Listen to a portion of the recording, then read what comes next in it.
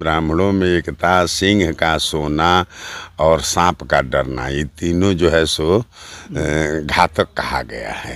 तो इसी को शायद समझ करके लोगों ने ऐसी व्यवस्था कर दी कि भाई ब्राह्मण लोग एक में मिल। जो अच्छे कर्म करते हैं उनको बड़ा दुख होता है, और जो निंदनीय कर्म कर रहे हैं, गलत कर्म कर रहे हैं, वो सुख भोग रहे हैं हमारे। तो ऐसे देवी भागवत में लिखा गया है कि यदि कोई गलत काम भी कर रहा है और आगे बढ़ रहा है तो समझ लो कि वह पूर्व जन्म में बहुत सा पुण्य किया। कुछ लोग कहते भी हैं कि स्वर्ग कैसे मिलेगा, इसको लोग कैसे जाने कि स्वर्ग कैसे मिलेगा। अच्छा, तो जैसे इस दुनिया में जिस प्राणी के ऊपर सभी लोग प्रसन्न हो और वह प्राणी सभी लोगों से प्रसन्न हो, तो समझिएगा कि इसी दुनिया में वो स्वर्ग। ये सब पखंड वाली बात है हुई कि इधर इसको छोटा मानना, बड़ा करना है। अब निंदित कर्म करता हो, चाहे वो किसी भी जाति का हो, तो क्या है वो निंदनीय है। और सबसे निकृष्ट वर्ण में हो और अच्छा कर्म करता हो तो वह पूजनीय और वंदनीय है। यह मेरा मन। अब हम चलते हैं, तमाम जातियों में बटा हुआ है प्रदेश देश। रामभद्राचार्य जी ब्राह्मणों में भी बांट दिए, बोले कि ब्राह्मणों में भी 5 अधम ब्राह्मण हैं। इसका क्या मतलब बनता है? यह जो है सो रामभद्राचार्य जी कभी कभी ऐसी बात बोल देते हैं जो थोड़ा सा उपद्रव का कारण हो जाता है।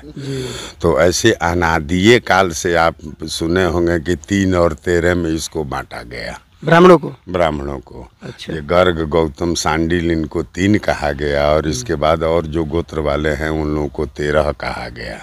ठीक है ना।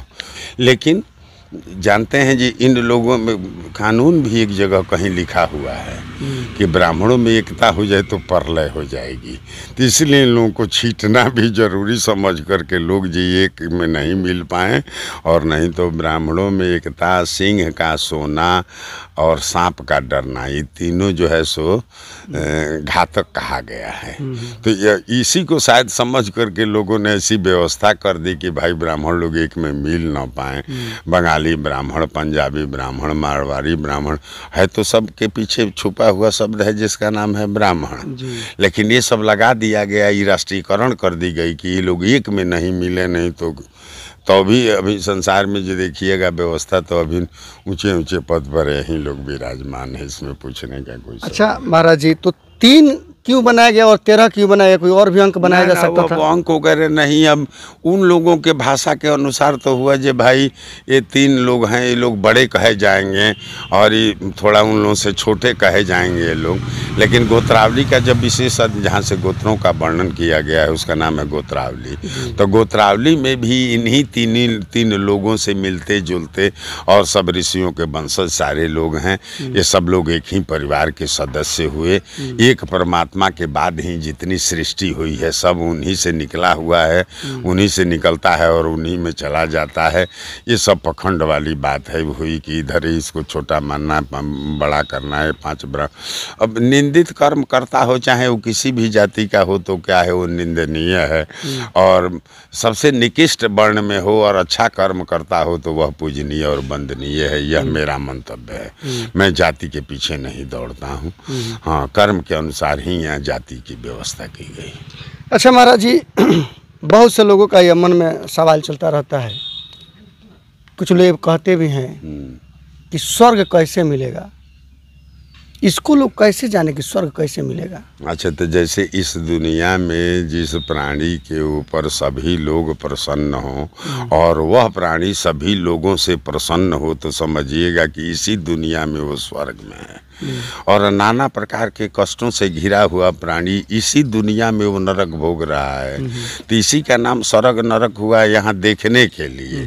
और आपके धर्मशास्त्र में इस पृथ्वी से ऊंचे उस लोक की परिकल्पना की गई है जो उत्तर दिशा में है, जिसे स्वर्ग कहा गया है। और ये दक्षिणी दिशा में ये हवा के वायुमंडलियों के ऊपर एक लोक की परिकल्पना की गई जिसे नरक कहा गया है। तो जो लोग सत्कर्म करते हैं, अच्छा कर्म करते हैं, वो लोग स्वर्ग में जाते हैं।